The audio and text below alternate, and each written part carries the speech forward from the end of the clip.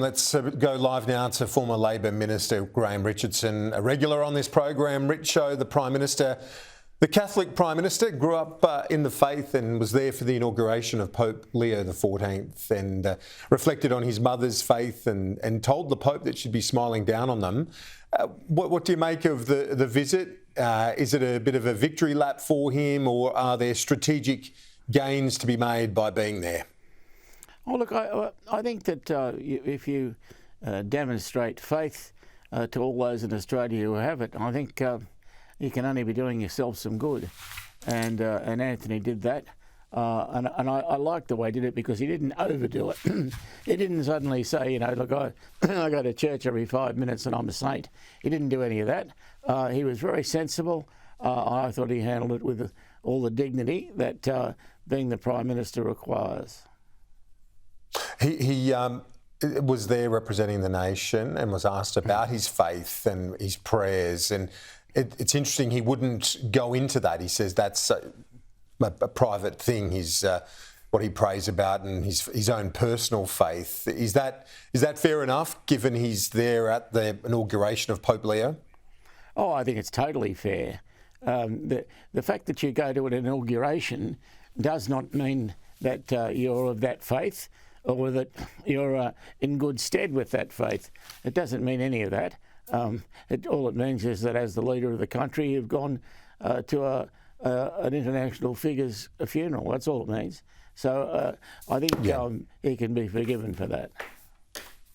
Yeah, sure. And in terms of the overall start to this term, to Indonesia first and the new ministerial lineup, there have been some complaints from those that were ousted from the cabinet. How's it all been received?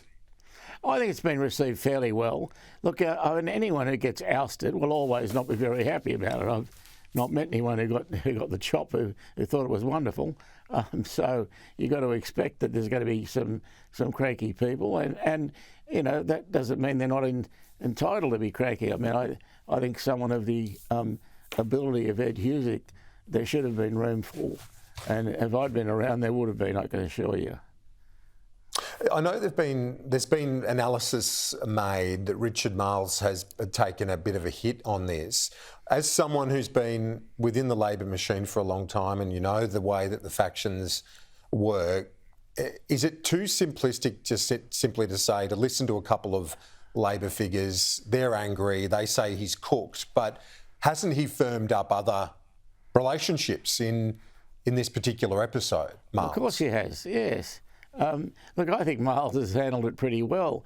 It's never, ever easy to be the bloke who's saying, no, you're out. That's a pretty hard job. I had it for years and it never gets easy.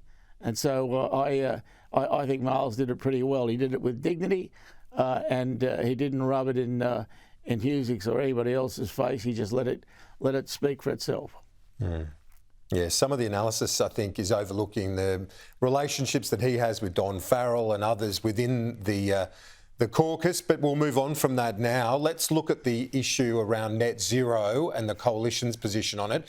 Jane Hume this morning said it wouldn't be the right response to the message from the electorate if they were to dump net zero. David Littleproud says that in terms of the nuclear plan, you can't get to net zero without nuclear. And he flagged again on Sky News this morning the possibility of just lifting the moratorium and moving on from the government-funded power plants. Does that sound like the most likely path forward to you for the coalition?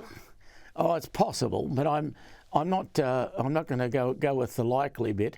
The reason for that is that the banks have to be on board. And the banks get very, very nervous whenever you mention nuclear. Very nervous.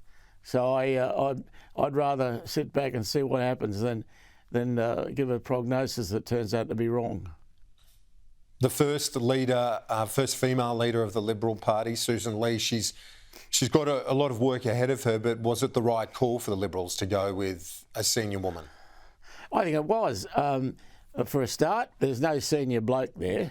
I mean, the cupboard's bare at the moment in the Liberal Party. They're just going through one of those periods in history where they don't really have a cupboard full of potential leaders. You look in the cupboard, it's bare. There's nothing there. So you run with what you've got, and I think they're doing a fairly good job of that.